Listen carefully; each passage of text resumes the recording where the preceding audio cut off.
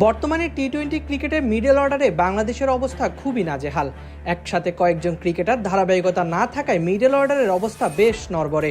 এমন অবস্থায় সাব্বির রহমানকে দলে নেওয়াটা যেন সময়ের দাবি। সাব্বির রহমান কোন ধরনের ক্রিকেটার তা কারো অজানা নয়।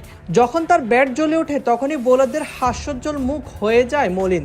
নিজের দিনে বিধ্বংসী ভূমিকায় অবতীর্ণ হয়ে বোলারদের জন্য হয়ে ওঠেন রীতিমতো দুঃস্বপ্ন। বিগত বেশ কিছুদিন যাবৎ সাব্বির রহমান রয়েছেন আলোচনায়। নিজের দেশের ঘরোয়া ক্রিকেট সহ বাইরের দেশের ছোট ছোট লিগে ভালো পারফর্ম করে আসছেন সাব্বির। গতবারের বিপিএলও ঢাকার হয়ে কিছু ইম্প্যাক্টফুল ইনিংস খেলতে দেখা গিয়েছে তাকে। টি-20তে বর্তমানে বাংলাদেশ দল ভালো করছে, এই ব্যাপারে কোনো সন্দেহ নেই। টানা চারটি সিরিজ জয়ের পর এখন আরেকটি সিরিজে জয়ের হাতছানি। ঘরের মাঠে ওয়েস্ট ইন্ডিজকে হারাতে পারলে একটানা 5 সিরিজ জয়ের গৌরব অর্জন করবে বাংলাদেশ।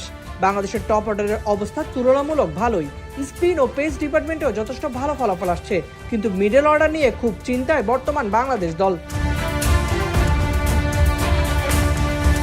একটা সময় ছিল যখন মিডল অর্ডারই ছিল বাংলাদেশের মূল ভরসার জায়গা। সাকিব আল হাসান, মুশফিকুর রহিম ও মাহমুদুল্লাহ রিয়াদের ধারাবাহিক পারফরমেন্সে বহু ম্যাচ জয়লাভ করেছে বাংলাদেশ। তাসের ঘরের মতো ভেঙে পড়া টপ অর্ডারের ব্যর্থতা ও ভারসাম্য নিয়ে আসতো তারা।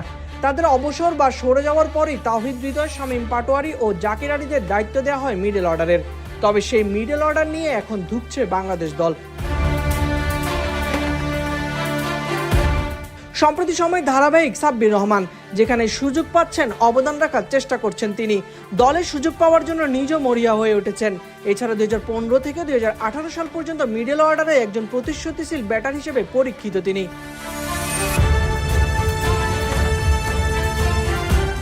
এমন অবস্থায় ব্যাটিং অর্ডারের চতুর্থ বা পঞ্চম পজিশনে সাব্বির রহমানকে দেখতে অধীর আগ্রহী ভক্তকুল।